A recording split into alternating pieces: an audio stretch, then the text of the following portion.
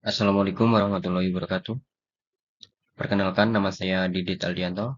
Saya dari Universitas Pelita Bangsa dengan NIM 33221068, kelas TL22B1. Di sini saya akan membuat video tentang pelajaran mikrobiologi dengan tema pengaplikasian bakteri aerob di IPAL atau instalasi pengolahan air limbah. Sebelum masuk ke materi bakteri aerob, apa sih itu IPAL? Ini ada pertanyaan, apa sih itu IPAL? Kalau teman-teman sudah tahu, IPAL itu adalah instalasi pengolahan air limbah atau waste water treatment plant atau disingkat BWTP, yaitu sebuah struktur yang dirancang dan berfungsi untuk membuang limbah biologis atau kimiawi dari air sehingga memungkinkan air tersebut dapat digunakan pada aktivitas yang lain. Nah, terus ada lagi, apa sih perbedaan IPAL sama IPA gitu? Kalau ada yang bertanya seperti itu, IPAL itu untuk pengolahan air limbah. Jadi air-air seperti air tinja, terus air dari rumah tangga, air-air yang sudah dipakai, bekas cucian pakaian kita, itu masuknya ke IPAL. Jadi kalau orang bilang tuh namanya black water. Terus kalau IPA itu instalasi pengolahan air minum. Jadi kalau IPA khusus untuk penyediaan air minum, sedangkan IPAL air ini belum bisa langsung dikonsumsi atau digunakan karena ini belum bisa memiliki ambang yang bagus. Dia masih standar.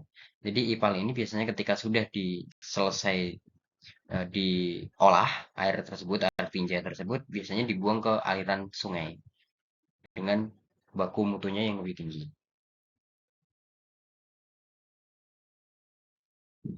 Lanjut ke materi, apa sih definisi bakteri aerob?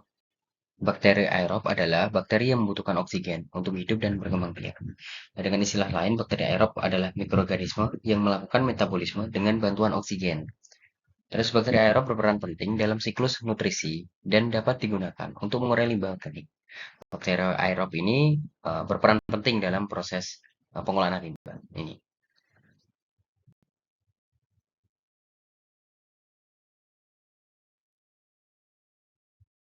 Bakteri aerob sebagai pengurai limbah. Bakteri aerob dapat mengurai limbah organik menjadi senyawa yang lebih sederhana. Cara kerja bakteri aerob ini, bakteri aerob mengeluarkan enzim yang dapat melarutkan bahan organik susah larut agar mudah didegradasi.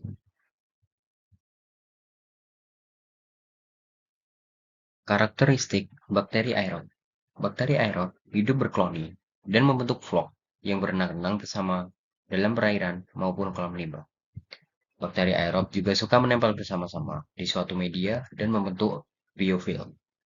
Nah, di gambar PPT saya ini ada contoh bagaimana gambaran bakteri aerob ketika hidup di suatu eh, air, yaitu seperti inilah. Dia suka berkoloni dan suka hidup bersama-sama. Biasanya dia membentuk biofilm yang seperti saya terangkan tadi.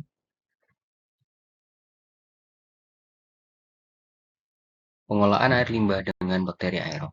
Bakteri aerob melibatkan serangkaian reaksi biokimia yang mengubah limbah organik menjadi senyawa yang lebih sederhana.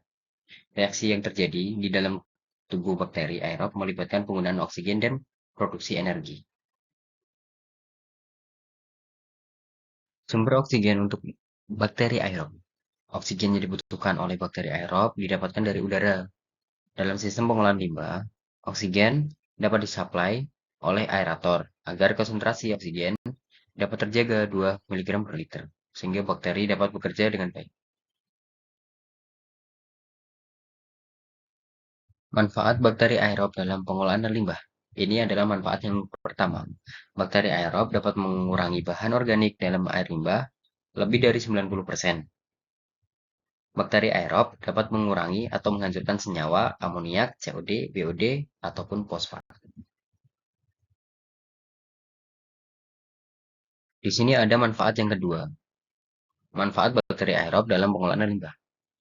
Bakteri aerob dapat memecah minyak atau pelumas, protein, lumpur, dan lumpur terapung. Bakteri aerob dapat meningkatkan dominasi populasi bakteri positif di kolam limbah.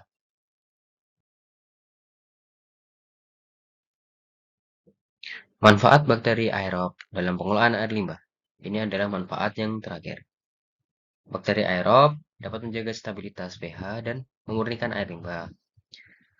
Sehingga air limbah bisa menjadi jernih dan yang bakteri aerob juga dapat mengurangi lumpur septic tank hingga 50-70%. Ini pengurangan lumpur yang lumayan cukup tinggi oleh bakteri aerob. Mungkin cukup sekian video presentasi dari saya. Kurang lebihnya saya mohon maaf. Mungkin ada kekurangan atau cara penyampaian saya. Saya akhiri. Wassalamualaikum warahmatullahi wabarakatuh. Terima kasih.